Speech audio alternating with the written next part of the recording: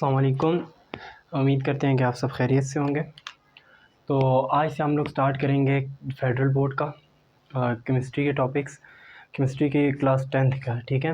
तो याद रखिएगा कि हम लोग रोज़ाना के रोज़ाना एक टॉपिक्स कवर करेंगे और उनसे रिलेटेड आप लोगों के एक्सरसाइज के क्वेश्चंस भी होंगे और कंसेप्चुअल क्वेश्चंस भी इसमें शामिल होंगे, ठीक है। एमसीक्यूज़ वगैरह भी हम लोग बोर्ड पॉइंट ऑफ व्यू से जितने भी आ सकते हैं वो हर टॉपिक के साथ डिस्कस किए जाएंगे। तो उम्मीद करते हैं कि आप भी हमारे साथ जुड़े रहेंगे। तो जिस तरीके से आप लोगों को फ़िज़िक्स के लेक्चर्स मिलते रहे हैं, तो अब मैथ्स और बायो और केमिस्ट्री सब के मिलेंगे, ठीक है। तो आप लोगों ने तकरीबन 2 एक मंथ आप लोगों ने या 2.5-3 मंथ्स भी हो सकते हैं, तो आप लोगों ने हमारे साथ जुड़े रहना है, ठीक है। इसके अंदर आप लोगों को हर चीज़ कवर करवाएंगे, ठीक है। फेडरल बोर्ड क्लास 10th की बात कर रहे हैं, केमिस्ट्री की, ठीक है। तो इसके अंदर आज हम लोग स्टार्ट लेंगे चैप्टर नंबर 2 मैटर से, ठीक है। तो आज जो टॉपिक आप लोगों ने पढ़ने हैं, मैटर से स्टार्ट लेते हैं। मैटर किसको बोलते हैं? आप लोगों का ये बेसिक्स टॉपिक है, क्लास 9th के टॉपिक्स उठा के डाले गए हैं, तो ये इजी टॉपिक्स हैं, तो ये आप लोगों ने याद रखने हैं, ठीक है। मैटर क्या होता है? एनीथिंग दैट, आप लोगों के पास कोई भी चीज़ है, anything that have mass and occupy space.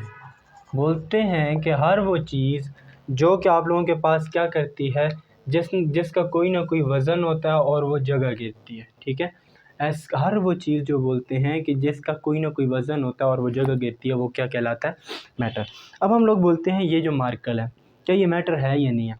आप लोग ये देखें, इसका कोई ना कोई वज़न होगा या नहीं होगा? वज़न है तो ये और सेकंड चीज़, अब ये कोई जगह घेर रहा है, देखें कैसे पता चलेगा? अब देखें, जिस हाथ की पोजीशन पे ये मौजूद है, उस हाथ की पोजीशन पे कोई और चीज़ नहीं मौजूद, ठीक है। आप लोग देख सकते हैं इसने कोई जगह मेरे हाथ की घेरी हुई है, ठीक है। तो ये हम लोग बोल सकते हैं कोई भी चीज़ है जिसने जगह भी घेरी है और उसका कोई ना कोई वज़न भी है, तो वो क्या है? मैटर है। तो आप लोग अपने इर्द गिर्द सब चीज़ें देखें, जितनी भी चीज़ें हैं जो आप लोगों को नज़र आ रही हैं, देखें उनका कोई ना कोई वज़न है और उन्होंने अपनी जगह कोई ना कोई जगह घेरी हुई है। जिस जगह पे वो रखेगी वो उनकी जगह हो गई, ठीक है।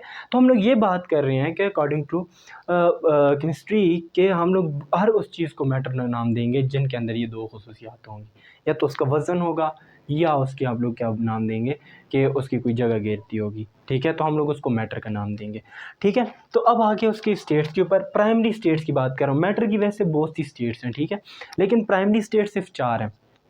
पहली स्टेट का क्या नाम है? सॉलिड, दूसरी का लिक्विड, तीसरी का गैस और चौथी का प्लाज्मा, ठीक है। सॉलिड क्या होती है? सॉलिड वो होती है जिसकी आप लोग बोलते हैं शेप फिक्स होती है, शेप भी होता है, वॉल्यूम भी होता है, आप लोग बोलते हैं ये इसकी फिक्स्ड होती है, ठीक है। आप लोग की शेप भी होती है, फिक्स शेप होती है, फिक्स वॉल्यूम होता है। आप लोग लिक्विड की बात करें, लिक्विड में क्या हो जाएगा? मैं जनरल डिस्कस कर रहा हूँ, डिटेल में नहीं जा रहा क्योंकि ये 9th के टॉपिक्स हैं, आप लोगों ने डिटेल में पढ़े हुए। तो आगे हम लोग इनकी प्रॉपर्टीज़ वगैरह की तरफ जाएंगे। लिक्विड क्या होता है? आप लोगों ने देखा शेप लिक्विड की फिक्स नहीं होती, वो कंटेनर की शेप अडॉप्ट करता है। देखें पानी लिक्विड है ना, अब जिस बोतल में डालोगे वैसा हो जाएगा, आप लोग ग्लास में डालो वैसा हो जाएगा, आप लोग किसी और बर्तन में डालो वैसा हो जाएगा। तो यही बोलते हैं उसकी फिक्स आप लोगों के पास शेप नहीं होती, नॉट फिक्स शेप, ठीक है। थर्ड, गैसेस का ना ही वॉल्यूम फिक्स होता है, आगे क्रॉस लगा रहा हूँ याद रखिएगा, और ना ही इनकी शेप फिक्स होती है, ठीक है। हम लोग ये बोलते हैं कि ना ही वॉल्यूम फिक्स होता है, ना ही शेप फिक्स होती है। प्लाज्मा की बात करें, प्लाज्मा को फोर्थ स्टेट ऑफ मैटर कहा जाता है, और ये कौन सी फॉर्म होती है? एक आयोनाइज फॉर्म होती है। इसके आगे आप लोग याद रख लें ये कौन सी फॉर्म होती है? Ionise form. हाई टेम्परेचर पे एग्जिस्ट करती है, बहुत ज़्यादा टेम्परेचर जब हम लोग इसको देते हैं तो ये टेम्परेचर क्या करता है? अपने आउटर मोस्ट शेल में से इलेक्ट्रॉन्स निकालते हैं, आयोनाइज हो जाते हैं, आयंस में कन्वर्ट होते हैं, और ये आयोनाइज फॉर्म प्लाज्मा स्टेट कहलाती है, ठीक है। ज़्यादातर स्टार्स में, सन में एग्जिस्ट करती है। दुनिया पे बात करें, ज़मीन अर्थ पे, तो अर्थ में कहाँ एग्जिस्ट करती है? जो आप लोगों की पुरानी ट्यूब लाइट्स आती थी ना, वहाँ हाई टेम्परेचर इलेक्ट्रिसिटी गुजारते हैं तो वहाँ एग्जिस्ट कर सकती है। वेल्डिंग वगैरह में हम लोग जब हाई टेम्परेचर देते हैं वहाँ एग्जिस्ट करती है। तो ये नॉर्मल बातें थी, आप लोगों को याद होनी चाहिए। अब आप लोगों के टॉपिक की तरफ आते हैं। ठीक है। आज जो मेन टॉपिक आप लोगों ने डिस्कस करना है वो है चेंज स्टेट्स ऑफ मैटर, किस तरह एक फॉर्म से एक स्टेट से दूसरी स्टेट में चेंज होती है। ठीक है, तो वो होता है change of state of matter, के एक स्टेट से दूसरी स्टेट में मैटर कैसे चेंज होता है, मतलब सॉलिड से लिक्विड में कैसे कन्वर्ट होगा, लिक्विड से सॉलिड में, अब इनको नाम क्या देते हैं, कैसे कन्वर्ट किया जाता है। तो ये मतलब एक स्टेट का दूसरी स्टेट में कन्वर्ट होना आज सीखेंगे। ठीक है, तो अब इसमें बोलते हैं ये ट्रांजिशन कहलाता है ना, कि चेंज होने को ट्रांजिशन बोलते हैं, एक चीज़ से दूसरी स्टेट में चेंज होने का नाम ट्रांजिशन है। बोलते हैं ट्रांजिशन अकर होने के लिए दो कंडीशन लाजमी है। ठीक है, याद रखना, जब भी ट्रांजिशन हो रही होगी वहाँ पर दो एनर्जीज इन्वॉल्व होंगी, एक काइनेटिक एनर्जी, एक होगी पोटेंशियल एनर्जी। ठीक है, ये दोनों याद रखनी है, मैंने दोनों का यहाँ पे लिख लिया कि अब एक मैंने नाम लिया टेम्परेचर और दूसरे का इंटरनल या पोटेंशियल एनर्जी। टेम्परेचर का डायरेक्ट रिलेशन है काइनेटिक एनर्जी के साथ, तो दोनों आप लोगों को मैं एनर्जी समझा रहा हूँ, एक का रिलेशन है काइनेटिक एनर्जी, दूसरा है पोटेंशियल एनर्जी। अब बोलते हैं, मैंने क्या कहा, काइनेटिक एनर्जी का रिलेशन किसके साथ है, टेम्परेचर के साथ। बोलते हैं कि जब पर हम ट्रांजिशन हो रही होती है, ट्रांजिशन का मतलब है जब सॉलिड लिक्विड में चेंज हो रहा है, जब फेज चेंज हो रही है।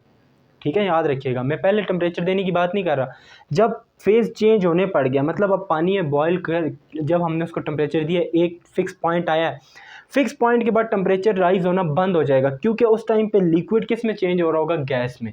जब भी स्टेट चेंज हो रही होती है, टेम्परेचर क्या हो जाता है, कांस्टेंट, टेम्परेचर चेंज नहीं होता। यहाँ पे लिखा है ट्रांजिशन अकर विदाउट टेम्परेचर चेंज, टेम्परेचर उस टाइम पे चेंज नहीं होता, ये चीज़ याद रखनी है। ठीक है, बोलते हैं कि जब लिक्विड है ना सॉलिड में चेंज हो रहा है, फेज चेंज, टेम्परेचर चेंज नहीं होगा।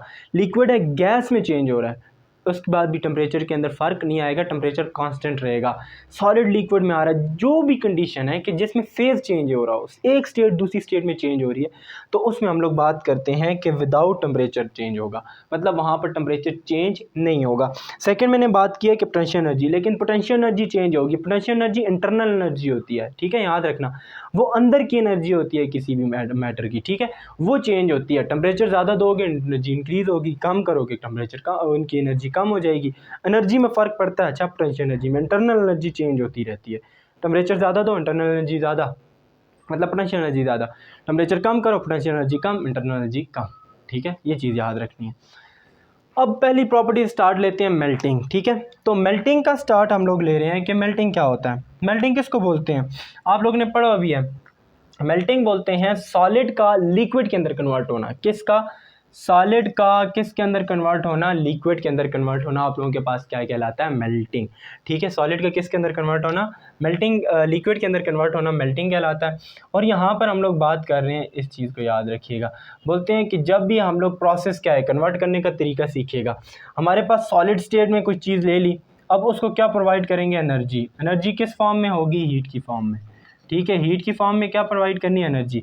एनर्जी जब हम लोग दे रहे हैं, देखें हम लोगों ने क्या किया, सॉलिड लिया, उसको टेम्परेचर देना स्टार्ट कर दिया, टेम्परेचर देना स्टार्ट किया तो क्या होता जाएगा, टेम्परेचर क्या होता जाएगा, उसका ज़्यादा होता जाएगा। टेम्परेचर ज़्यादा होने का क्या मतलब है, काइनेटिक एनर्जी ज़्यादा होगी, पोटेंशियल एनर्जी भी ज़्यादा होगी, दोनों एनर्जी ज़्यादा होंगी। ठीक है, लेकिन एक ख़ास पॉइंट तक, एक ख़ास पॉइंट तक, वो पॉइंट कौन सा पॉइंट होता है, मेल्टिंग पॉइंट। मेल्टिंग की बात कर रहे हैं तो वो पॉइंट होगा मेल्टिंग पॉइंट, बॉइलिंग की बात करते हैं तो वो पॉइंट होता है बॉइलिंग पॉइंट, जहाँ तक एक टेम्परेचर राइज हो सकता है, उसके बाद नहीं राइज होगा।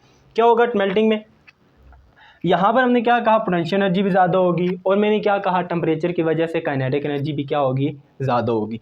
अब ये पोटेंशियल एनर्जी ज़्यादा होने का क्या मतलब है, जब पोटेंशियल एनर्जी ज़्यादा होगी ना, वो एनर्जी किसके लिए यूज़ होगी, अब वो एनर्जी यूज़ होगी किसके लिए। अब यहाँ पे चीज़ एक याद रखनी है, मैंने क्या कहा था, एक पॉइंट ऐसा आएगा जिस पर टेम्परेचर ज़्यादा होना क्या हो गया, बंद हो गया। अब हम लोग टेम्परेचर और भी तो दे रहे हैं, लेकिन टेम्परेचर ज़्यादा नहीं हो रहा, क्योंकि काइनेटिक एनर्जी ज़्यादा नहीं हो रही, मतलब पार्टिकल वाइब्रेट नहीं कर रहे, मतलब एक नहीं हो रही उनके अंदर चेंजेस।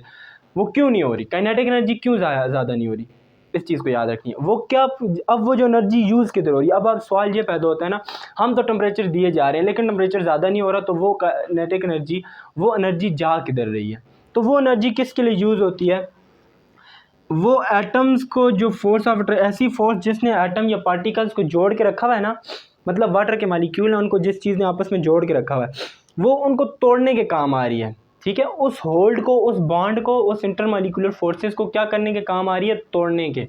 ठीक है, अब वो एनर्जी किसके लिए यूज़ हो रही है, वो एनर्जी यूज़ हो रही है इंटरमॉलिक्यूलर फोर्सेस को तोड़ने के लिए। ठीक है, जो मुख्तलिफ मालिक्यूल्स के दरमियान है। जब वो इंटरमालिक्यूलर फोर्सेस टूटेंगी तो किस में कन्वर्ट हो जाएंगी, ये स्टेट चेंज होकर मेल्टिंग में लिक्विड में कन्वर्ट हो जाएगी। ठीक है, समझ आ गई होगी मैंने क्या कहा, टेम्परेचर रिमेन सेम, टेम्परेचर क्या रहेगा, कांस्टेंट रहेगा, सेम रहेगा, लेकिन इंटरनल एनर्जी ज़्यादा होगी। वो इंटरनल एनर्जी ज़्यादा क्यों होगी, वो किसके लिए काम आएगी, वो मैंने समझा दिया कि वो किसके काम आएगी, कि वो किस लिए यूज़ हो रही है, वो बॉन्ड ब्रेकेज के लिए यूज़ हो रही है। याद रखिएगा, वो किसके लिए यूज़ होगी, बॉन्ड ब्रेकिंग के लिए। कौन से बॉन्ड, इंटरमॉलिक्यूलर फोर्सेस या इंटरमॉलिक्यूलर बॉन्ड, ठीक है, जो कि मॉलिक्यूल्स के दरमियान है, वो उनको तोड़ेगी ताकि फेज चेंज हो, ताकि सॉलिड लिक्विड में हो, क्योंकि सॉलिड में तो मॉलिक्यूल बिल्कुल इस तरह जुड़े हुए होते हैं ना। अब वो उनको दूर करने के लिए ना हम लोग एनर्जी यूज़ होती है। उस टाइम पे टेम्परेचर कांस्टेंट हो जाता है, जब इनको बॉन्ड को इस तरह तोड़ने के लिए यूज़ होती है। समझ आ गई। सेकंड है बॉइलिंग। बॉइलिंग क्या है, लिक्विड का गैस के अंदर कन्वर्ट होना। किसके अंदर कन्वर्ट होना, गैस के अंदर कन्वर्ट होना। अब यहाँ तक तो आप लोगों को समझ आ गई कि सॉलिड लिक्विड में कन्वर्ट हुआ है। अब लिक्विड को गैस में लेके जाना है। अब जब भी लिक्विड गैस में कन्वर्ट होगा उस प्रोसेस को नाम देते हैं बॉइलिंग। क्या नाम देते हैं, बॉइलिंग। अब बॉइलिंग में देखें, according to particular molecular theory, ये है काइनेटिक पार्टिकल थ्योरी। ये क्या कहती है, बोलती है कि जब भी हम लोग एनर्जी देते हैं, जब भी हम लोग क्या देते हैं, एनर्जी देते हैं, तो पार्टिकल जो होते हैं ना वो मूव करना स्टार्ट हो जाते हैं। मैंने अभी आपको कहा जब एनर्जी देंगे काइनेटिक एनर्जी ज़्यादा, kinetic due to motion of the body ना, मोशन ऑफ पार्टिकल, तो वो मोशन क्या हो जाएगी, ज़्यादा हो जाएगी, मूवमेंट क्या हो जाएगी, ज़्यादा हो जाएगी। जब मूवमेंट ज़्यादा हो जाएगी तो वो एनर्जी किसके पर्पज़ के लिए इस्तेमाल होगी, वो एनर्जी जो आप इनके पास है वो बॉन्ड ब्रेकिंग के लिए, ब्रेकिंग ऑफ बॉन्ड। जब बॉन्ड ब्रेक होगा तो लिक्विड स्टेट किस में कन्वर्ट हो जाएगी, गैसेस में। लिक्विड स्टेट किस में कन्वर्ट हो जाएगी, गैसेस में। सेम फिनोमेना इसी तरीका यहाँ पे सॉलिड लिक्विड में कन्वर्ट होगा। यहाँ पर उसी लिक्विड को, जो लिक्विड आप लोगों के पास मौजूद है, उसको और ज़्यादा एनर्जी दो। वो एनर्जी और ज़्यादा जब मिलेगी तो वो मॉलिक्यूल को और तोड़ेगी और दूर लेके जाएगी। ठीक है, अब पहले मैंने क्या कहा, मॉलिक्यूल इस तरह जुड़े हुए हैं ना, तो वो सॉलिड है। हम लोगों ने एनर्जी दी, थोड़े से दूर हुए तो वो किस में कन्वर्ट हो गए, लिक्विड में। अब और ज़्यादा एनर्जी दे रहे हैं, वो एनर्जी और इनको दूर लेके जा रही है। जो जब और ज़्यादा दूर हो जाएंगे तो वो किस में कन्वर्ट हो जाएंगे, गैसेस में। आप लोगों ने कहा ना गैसेस के पार्टिकल बहुत दूर दूर होते हैं, तो इसी तरीके से यहाँ पर गैसेस में बहुत दूर दूर पार्टिकल चले जाएंगे, क्योंकि एनर्जी मिल रही होगी। ठीक है, अब जब एनर्जी मिल रही होगी टेम्परेचर फिर कांस्टेंट हो जाएगा। ठीक है, जब भी फेज़ चेंज हो रहा होगा तो वो हम लोग क्या बोलते हैं कि दोबारा किस में वो एनर्जी, टेम्परेचर क्या हो जाएगा, कांस्टेंट हो जाएगा। जिस तरह पानी के हम लोग वाटर की एग्जांपल लेते हैं, वाटर क्या है, टेम्परेचर दो वो किस में कन्वर्ट हो रहा है, मतलब हम लोगों के पास बर्फ़ है ना, टेम्परेचर दिया वो वाटर में, लिक्विड में कन्वर्ट हो गया। अब लिक्विड को ज़्यादा टेम्परेचर तो एक पॉइंट ऐसा आएगा जिसे हम लोग बोलेंगे बॉइलिंग पॉइंट। वो वाटर का क्या है, हर एक का फिक्स होता है। बॉइलिंग पॉइंट, मेल्टिंग पॉइंट, ये हर चीज़ों के फिक्स होते हैं। ठीक है, याद रखिएगा। ये फ्रीजिंग पॉइंट हुआ, ये फिक्स्ड होते हैं, ये चेंज नहीं होते, ये भी कांस्टेंट होते हैं। जिस तरह पानी की एग्जांपल ले रहा हूँ, वाटर का क्या है 100 सेल्सियस। अब हमें पता है पानी को 100 पे लेके जाओगे, पानी के 100 सेल्सियस पे लेके जाओगे, पानी की लिक्विड से किस में कन्वर्ट होगा, गैसेस में। लेकिन उस टाइम पे जितना मर्जी आप लोग चूल्हा तेज़ करो, जितनी मर्जी हीट, तो टेम्परेचर 100 ही रहेगा, 100 से 101 नहीं होगा। लेकिन आप लोगों के पास जो आप लोगों के पास बॉइलिंग है ना, वो इंक्रीज़ हो जाएगी कि वो लिक्विड जल्दी जल्दी गैसेस के अंदर कन्वर्ट होना शुरू हो जाएगा। ठीक है, सिर्फ इतना होगा क्योंकि इंटरनल एनर्जी तो ज़्यादा होगी ना, तो वो किसके लिए यूज़ होगी, बॉन्ड ब्रेकिंग के लिए। जितनी जल्दी बॉन्ड ब्रेक होगा उतनी जल्दी फेज़ चेंज होगी, उतनी जल्दी गैसेस बनेंगी। लेकिन हम लोग बोल रहे हैं कि टेम्परेचर 100 ही रहेगा, 100 से 101 नहीं होना। फ्रीजिंग पॉइंट, फ्रीजिंग पॉइंट के नाम किसको बोलते हैं, लिक्विड का सॉलिड के अंदर चेंज होना। काइनेटिक मॉलिक्यूलर थ्योरी या पार्टिकल थ्योरी जो आप लोग बोलते हो, काइनेटिक पार्टिकल थ्योरी हमें क्या बोलती है कि लिक्विड को हमने सॉलिड से लिक्विड में लेके आ सकते हैं ना, लिक्विड से सॉलिड भी लेके जा सकते हैं। लेकिन यहाँ पर आप लोगों को क्या करना पड़ेगा, एनर्जी लॉस, एनर्जी को क्या करना पड़ेगा, लॉस करना पड़ेगा, हीट को कम करना पड़ेगा, टेम्परेचर को लो डाउन करना पड़ेगा। देखो बर्फ़ कैसे बनती है, ठंडे खाने में रखते हो ना, फ्रिज के वहाँ पर टेम्परेचर कम हो जाता है ना, तो टेम्परेचर को क्या करना पड़ेगा, कम करना पड़ेगा। तो यहाँ पर हम लोगों ने क्या किया, टेम्परेचर कम करेंगे, काइनेटिक एनर्जी कम होगी। जब भी काइनेटिक एनर्जी कम होगी तो उसके साथ और भी क्या चीज़ कम होगी, इंटरनल एनर्जी भी कम होगी। ठीक है, काइनेटिक एनर्जी भी लो हो जाएगी और आप लोगों के पास पोटेंशियल एनर्जी भी लो हो जाएगी। जब ये दोनों चीज़ें लो होंगी तो पार्टिकल एक दूसरे के करीब आएंगे। ठीक है, जो आप लोगों के पास पार्टिकल है ना, वो क्या हो जाएंगे, come close to each other. जब एक दूसरे के करीब आएंगे तो दोबारा उनके दरमियान फोर्सेस होंगी। मतलब हम लोग ये बोलते हैं कि पहले दूर थे, लिक्विड स्टेट में थे ना, जब इनके दरमियान में पहले यहाँ पर थे वो ज़्यादा मोशन कर रहे थे, क्यों? क्योंकि एनर्जी थी। जब ये हम लोग बोलते हैं ना, जब जिसके पास पैसा ज़्यादा होता है तो फिर वो मस्ती करता है। आहिस्ता आहिस्ता जब भी उन ख़त्म करते जाओ ना, वो अपनी हालत में आते जाते हैं, लिमिट में आते जाते हैं, औकात में आते जाते हैं। तो यहाँ पर भी ऐसे ही होगा कि वो क्या होंगे, जब उनकी एनर्जी ख़त्म होगी वो एक दूसरे के करीब आएंगे, एक दूसरे की उनको ज़रूरत पड़ेगी, ठीक है। वो इंडिपेंडेंट नहीं होंगे, उनको अब एक दूसरे की ज़रूरत है। जब एक दूसरे की ज़रूरत होंगे, एक दूसरे आएंगे, रिलेशन बनाएंगे, बॉन्ड बनाएंगे। जब एक दूसरे बॉन्ड बनाएंगे तो किस में कन्वर्ट हो जाएंगे? दोबारा सॉलिड में, ठीक है। तो वहाँ पर इनके दरमियान दोबारा फोर्सेज आ जाएंगी, तो यहाँ पर भी दोबारा फोर्सेज क्रिएट होंगी, जिसकी वजह से लिक्विड किस के अंदर कन्वर्ट हो जाएगा? सॉलिड के अंदर। यहाँ पर भी याद रखना है, टेम्परेचर चेंज नहीं होगा, टेम्परेचर कांस्टेंट रहेगा, ठीक है। अब जिस तरह पानी की बात करते हैं, पानी को फ्रीज़र में रखा, 100 सेल्सियस टेम्परेचर हुआ, सॉरी होगी 0 सेल्सियस टेम्परेचर हुआ, तो वो किस में कन्वर्ट हो गया? सॉलिड में। अब हम फ्रीजिंग पॉइंट फिक्स है ना, 0 पे हमें पता है कि पानी लिक्विड के अंदर कन्वर्ट होता, सॉरी जो लिक्विड जो वाटर है आप लोगों के पास आइस के अंदर कन्वर्ट होता है, तो फिक्स है ना फ्रीजिंग पॉइंट कितना है वाटर का? 0 सेल्सियस। तो मैं बोलता हूँ यहाँ पर भी टेम्परेचर फिक्स हो गया ना, 0 सेल्सियस फिक्स है ना, तो यहाँ पर हम लोग बोलते हैं कि टेम्परेचर क्या हो जाता है? कॉन्स्टेंट हो जाता है। मज़ीद वो किस लिए यूज़ होता है? उन दोनों को जोड़ने के लिए, ठीक है। अब आगे कंडेंसेशन और सब्लिमेशन और डिपोजिशन, ये नए टॉपिक्स हैं लेकिन इजी टॉपिक्स हैं, ठीक है। आप लोग यहाँ देखेंगे ये एक शेड्यूल के मुताबिक एक तरतीब से चल रहा है कि सॉलिड लिक्विड में गया, लिक्विड गैस में गया, या लिक्विड वापस सॉलिड में गया, एक तरतीब है। लेकिन यहाँ पे नहीं है। अब यहाँ पर क्या होगा? कंडेंसेशन भी तरतीब से है, लेकिन सब्लिमेशन और डिपोजिशन बिल्कुल एक दूसरे के अलग है। आप लोग देखिएगा, ईजी है। गैसेज कंडेंसेशन में क्या होगा? गैसेज लिक्विड में कन्वर्ट होंगी, उल्टे एक दूसरे के। फ्रीजिंग में क्या होगा? लिक्विड गैस सॉलिड में, और कंडेंसेशन क्या होगा? सॉलिड लिक्विड में। देखें एक स्टेप से चढ़ा, सॉलिड ये मैं बोल रहा हूँ, ये सॉलिड लिक्विड में, लिक्विड दोबारा सॉलिड में। हम लोग बोलते हैं कि लिक्विड किस में कन्वर्ट हुआ? सॉलिड में।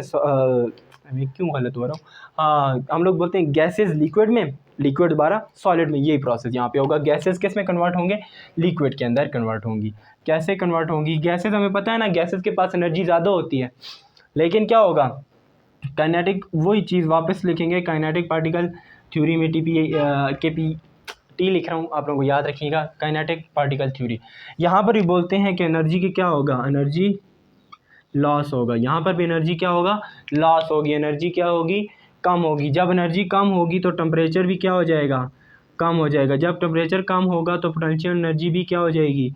कम हो जाएगी। डाउन मतलब कम होना, इंटरनल एनर्जी भी क्या हो जाएगी? कम हो जाएगी। तो पार्टिकल एक दूसरे के करीब आएंगे। हमने कहा गैसेस में दूर दूर है, जब सॉलिड में हम लोग लिक्विड में लाना चाहेंगे तो जब इनकी एनर्जी कम करेंगे तो एक दूसरे के करीब आएंगे। जब एक दूसरे के करीब आएंगे तो लिक्विड में कन्वर्ट हो जाएंगे। तो जब लिक्विड में कन्वर्ट हो जाएंगे उस प्रोसेस को क्या नाम देंगे? कंडेंसेशन, ठीक है। कंडेंसेशन में किस में कन्वर्ट होती हैं? गैस जो लिक्विड के अंदर कन्वर्ट होती है।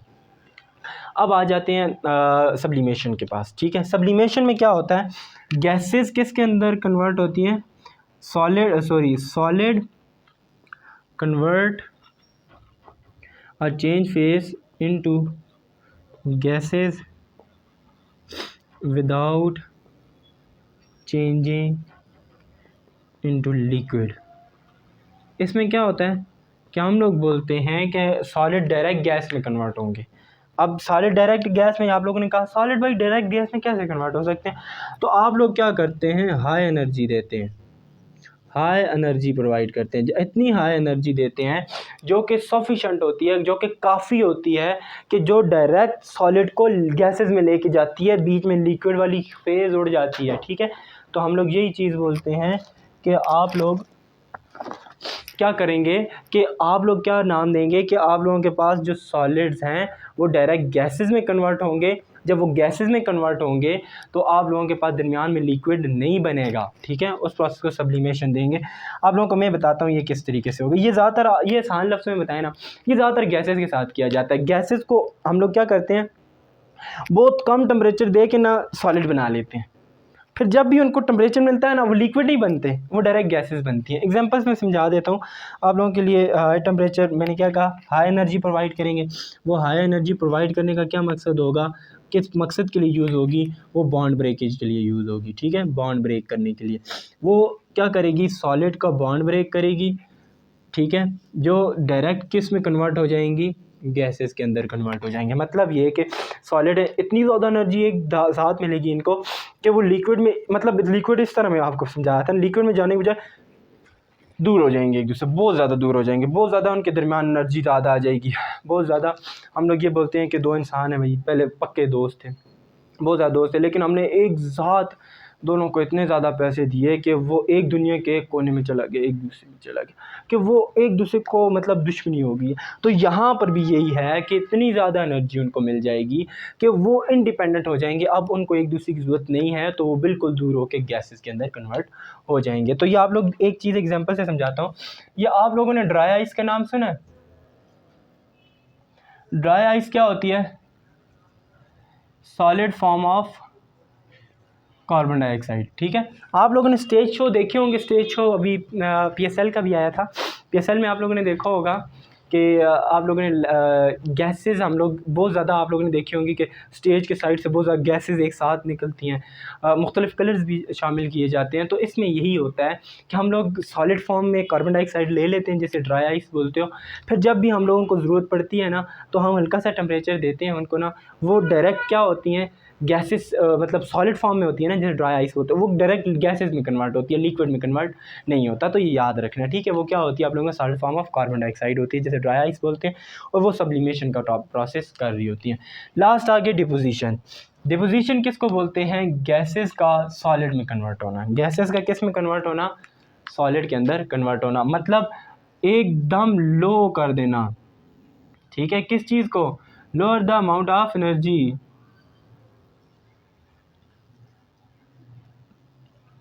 एनर्जी को इतना कम कर दो, मतलब हाइट एनर्जी को, कि वो किसके अंदर हो जाएंगे, उनके दरमियान क्या हो जाएगी, एक अट्रैक्टिव फोर्स बहुत ज़्यादा क्रिएट हो जाएगी। अट्रैक्टिव फोर्स क्या हो जाएगी? इंक्रीज़ हो जाएगी। वो अट्रैक्टिव फोर्स क्या करेगी? Hold the particle together. वो पार्टिकल्स को क्या करेगी? एक दूसरे के इतने करीब ले आएगी कि वो क्या हो जाएंगी, गैसेस किस में कन्वर्ट हो जाएंगी? सॉलिड्स में कन्वर्ट हो जाएंगी, ठीक है। इसमें क्या होगा कि हम लोग इतनी कम एनर्जी, इतनी ज़्यादा एनर्जी उनसे ले लेंगे कि वहाँ एनर्जी इतनी कम हो जाएगी कि उनको ज़रूरत दोबारा एक दूसरे की पड़नी है, तो वो दोबारा एक दूसरे के करीब आएंगे, तो एक दूसरे साथ जुड़ेंगे और वाइब्रेट करना स्टार्ट हो जाएंगे। तो उसकी वजह से उसको हम लोग बोलते हैं कि उनके दरमियान एक अट्रैक्टिव फोर्स बहुत हैवी किस्म की प्रोड्यूस होनी है, जो क्या करेगी, गैसेस को सॉलिड में कन्वर्ट करती है, ठीक है। तो वो उस प्रोसेस को बोलते हैं डिपोजिशन, ठीक है। तो यही आप लोगों के टॉपिक्स थे आज के। तो कल इंशाल्लाह हम लोग बाकी टॉपिक्स देखेंगे। अब भी नेक्स्ट टॉपिक पे जाने के लिए, वो तो जो कल देखेंगे, तो हम लोग इनके कुछ क्वेश्चन MCQ डिस्कस कर लेते हैं, ठीक है।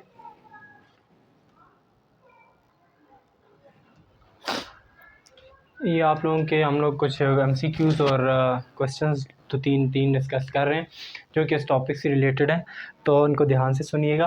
पहला, what happen to the internal energy of the substance during melting. बोलते हैं कि मेल्टिंग के दौरान जब हम लोग किसी भी चीज़ को, सॉलिड को मेल्ट कर रहे होते हैं, सॉलिड की स्टेट चेंज करके लिक्विड में ला रहे होते हैं, तो उसकी इंटरनल एनर्जी के साथ क्या होता है? आप लोगों ने क्या कहा था कि जब सॉलिड लिक्विड में चेंज होता है तो टेम्परेचर क्या हो जाता है? कांस्टेंट। लेकिन मैंने क्या कहा था कि टेम्परेचर का रिलेशन काइनेटिक एनर्जी के साथ है, कि इंटरनल एनर्जी क्या हो जाएगी, काइनेटिक एनर्जी कांस्टेंट रहेगी, मतलब इंटरनल टेम्परेचर में चेंज नहीं आएगा, टेम्परेचर क्या हो जाएगा, फिक्स हो जाएगा। लेकिन चेंज किसके अंदर आएगा? इंटरनल एनर्जी लाजमी चेंज होगी, क्योंकि पोटेंशियल एनर्जी होती है, ये चेंज होगी। अब बताएं, टेम्परेचर मिल रहा है ना, मेल्टिंग के टाइम पे हम लोग टेम्परेचर दे रहे होते हैं, तो टेम्परेचर ज़्यादा, पोटेंशियल एनर्जी ज़्यादा, मतलब इंटरनल एनर्जी क्या हो जाएगी? इंक्रीज़। तो याद रखिएगा वो कि क्या हो जाएगी, इंटरनल एनर्जी इंक्रीज़ होगी, क्योंकि ये पोटेंशियल एनर्जी होती है, काइनेटिक एनर्जी नहीं, ठीक है। यहाँ पर क्या हो जाएगी? इंक्रीज़ हो जाएगी। Which process involve solid turning directly into gases. यहाँ पर क्या होता है कि जिसमें सॉलिड डायरेक्ट गैसेस में कन्वर्ट होता है। आप लोगों ने अभी कहा जिसमें सॉलिड डायरेक्ट गैसेस में कन्वर्ट होगा वो मेल्टिंग होता है, फ्रीजिंग या कंडेंसेशन नहीं। और कौन सा होता है? सब्लिमेशन। फ्रीज और मेल्टिंग में तो लिक्विड में कन्वर्ट होता है, फ्रीजिंग में तो लिक्विड सॉलिड में कन्वर्ट होता है। कंडेंसेशन में क्या होता है? कंडेंसेशन में आप लोग पढ़ते हो कि वापस जो आप लोगों के पास लिक्विड गैसेस होती हैं वो किस में कन्वर्ट होती हैं? लिक्विड के अंदर कन्वर्ट होती हैं। लेकिन सब्लिमेशन है कि जिसमें सॉलिड डायरेक्ट गैसेस के अंदर कन्वर्ट होता है। बॉइलिंग पॉइंट अक्कर है कोई भी पॉइंट टेम्परेचर, मतलब हम लोग बॉइलिंग की बात करें, मेल्टिंग की बात करें, इनकी कोई भी प्रॉपर्टी की बात करें, वो फिक्स कांस्टेंट टेम्परेचर पर होती हैं, ठीक है, फिक्स टेम्परेचर पर। तो याद है कि बॉइलिंग पॉइंट है तो इसके लिए भी चेंज करने के लिए फिक्स टेम्परेचर होना ज़रूरी है, किसी भी टेम्परेचर पे नहीं हो सकती, ठीक है। हम लोग बोलते हैं पानी 100 पे है तो 100 पे ही बॉयल होगा, 50 बॉयल नहीं होगा। टेम्परेचर यानी प्रेशर की भी, मतलब रूम टेम्परेचर पे भी बॉयल नहीं हो सकता, यानी प्रेशर भी डिपेंड नहीं करता किस पे, फिक्स टेम्परेचर पे। During condensation the particle in the gas, बोलते हैं कि जब कंडेंसेशन का प्रोसेस हो रहा होता है तो वहाँ पर क्या होता है, कंडेंसेशन मैंने क्या कहा था कि क्या होता है कि गैसेस किसके अंदर कन्वर्ट होती हैं, लिक्विड के अंदर कन्वर्ट होती हैं। तो गैसेस जब कन्वर्ट होती हैं तो वो हमेशा लिक्विड के अंदर कन्वर्ट होती है। मैंने क्या कहा था, गैसेस के पास हाई एनर्जी है, लिक्विड के पास लो, तो कम के लिए आने के लिए उनको क्या करनी पड़ती है, एनर्जी लॉस करनी पड़ती है। और आप लोगों ने ये भी कहा है कि लिक्विड क्या होते हैं, कम एक दूसरे से ज़्यादा मूव करते हैं, गैसेस जल्दी तेज़ी से मूव करती हैं। तो हम लोगों ने क्या कहा, गेन एनर्जी नहीं है, तो यहाँ पॉइंट गलत हो जाता है। कंडेंसेशन में हमेशा लॉस ऑफ एनर्जी होती है। Second, loss of energy, loss of gain वाले पॉइंट्स तो जहन से निकाल दें, लॉस एनर्जी, लॉस एनर्जी, ये 2 पॉइंट पहले ठीक हो गए। अब हमने क्या कहा था कि जब वो फेज चेंज करेंगे, पहले गैसेस थी वो तेज़ी से मूव कर रहे हैं, जब लिक्विड में होंगी तो वो क्या करेंगे, आहिस्ता मूव करेंगे। तो मैंने क्या किया, मूव स्लोअर, तो आहिस्ता मूव करेंगे। यहाँ पर क्या लिखा है, मूव फास्टर, तो ये गलत हो गया। तो ये क्या है, बी आंसर इसका क्या है, ठीक है। और लास्ट जो MCQs है वो है कि सॉलिड एयर फ्रेशनर क्या होते हैं। देखें, सॉलिड एयर फ्रेशनर वो होते हैं ना जो कि नफ्थलीन से मिलके बने हुए होते हैं, ठीक है, नफ्थलीन्स होते हैं। हम लोग मुख्तलिफ़ पर्पज़ के लिए इस्तेमाल करते हैं यार, घरों में एयर फ्रेशनर्स वगैरह जो हम लोग इस्तेमाल करते हैं, लेकिन सॉलिड फॉर्म वाले जो एक जगह पे रखे रहते हैं सिर्फ खुशबू के लिए हम लोग इस्तेमाल करते हैं। तो हम लोग ये बोलते हैं कि ये कंडेंसेशन प्रोसेस होता है, सब्लिमेशन या फ्रीजिंग या डिपोजिशन। तो हम लोगों ने क्या कहा था, सॉलिड है ना डायरेक्ट एयर के अंदर कन्वर्ट हो रहा है गैसेस के अंदर, तो सॉलिड डायरेक्ट जब गैसेस के अंदर कन्वर्ट होता है तो वो कौन सा प्रोसेस होता है, सब्लिमेशन। तो यहाँ पर भी आंसर क्या होगा, सब्लिमेशन ही होगा। आ जाते हैं कंसेप्चुअल क्वेश्चंस की तरफ। कुछ बोलते हैं कि जब हम लोग बोलते हैं कि जब टेम्परेचर कांस्टेंट हो जाता है फेज चेंज के दौरान, बताओ अब आइस वाटर के अंदर चेंज हो रही है, तो वहाँ पर बताओ कि टेम्परेचर कैसे कांस्टेंट रह सकता है। आइस किसके अंदर चेंज हो रही है, लिक्विड के अंदर, किसके अंदर, वाटर के अंदर। तो अब यहाँ फेज चेंज हो रहा है ना, तो इन्होंने क्या कहा था कि क्यों टेम्परेचर कांस्टेंट होता है, क्यों टेम्परेचर कांस्टेंट होता है। तो आप लोगों ने रीज़न पढ़ी थी कि टेम्परेचर वो कांस्टेंट होता है तो वो एनर्जी किस पर्पज़ के लिए यूज़ होती है, energy use to break the bond. आप लोग लिख लें, या मैं यहाँ लिख लेता हूँ इंटरमॉलिक्यूलर फोर्सेस। जब ये होता है उस टाइम पे काइनेटिक एनर्जी इंक्रीज नहीं हो रही होती। काइनेटिक एनर्जी क्या, मैंने कहा था इंक्रीज नहीं हो रही होती, क्या होता है फिर, वो एनर्जी किसके लिए यूज़ होती है, इंटरमॉलिक्यूलर फोर्सेस को कम करने के लिए, मॉलिक्यूल्स के दरमियान जो फोर्सेस हैं उनको तोड़ने के लिए इस्तेमाल होती है। जब वो एनर्जी वहाँ यूज़ होगी तो टेम्परेचर राइज करने के लिए एनर्जी नहीं बचती, ठीक है। Second, right the name given the phase change when the solid convert into gases. ऐसी फेज़ का नाम बताएं जो गैस से किस में कन्वर्ट हो सकती है, सॉलिड से किस में कन्वर्ट होती है, गैसेस से। और एग्जांपल भी पूछी गई है तो वो होती है सब्लिमेशन, इसका आंसर है सब्लिमेशन। और इसकी एग्जांपल है ड्राई आइस, ठीक है। मैंने आप लोगों को टॉपिक के दौरान भी समझाया ड्राई आइस क्या होती है, नहीं देखा तो ड्राई आइस का दोबारा पीछे रिव्यू कर लें कि मैंने ड्राई आइस के बारे में क्या पढ़ाया। और लॉन्ग क्वेश्चन नंबर 1 है आप लोगों के बोर्ड का एक्सरसाइज का, तो उसमें हम लोगों ने क्या बताना है कि काइनेटिक पार्टिकल थ्योरी के मुताबिक हर एक को melting point, boiling point, freezing point, इनको एक्सप्लेन करना है, ठीक है। तो ये चीज़ें हम लोग पहले एक्सप्लेन कर चुके हैं, ठीक है। पूरा लेक्चर आज ही उसी टॉपिक पे था, लॉन्ग क्वेश्चन नंबर 1 पर था, ठीक है, आप लोगों का पूरा लेक्चर। तो इंशाल्लाह नेक्स्ट वीडियो में मिलते हैं मज़ीद टॉपिक्स और मज़ीद क्वेश्चन और MCQs के साथ, जो आप लोगों के लिए पेपर पॉइंट ऑफ व्यू से काफ़ी इंपॉर्टेंट होंगे। अभी तो हम लोग क्या कर रहे हैं कि आप लोगों के लिए इंपॉर्टेंट भी साथ ही हैं और बाकी भी आप लोगों को साथ करवा रहे हैं, ठीक है, ताकि आप लोगों के कोई भी सिंगल पी, आप लोग बोलते हैं सिंगल क्वेश्चन भी मिस ना हो, ठीक है।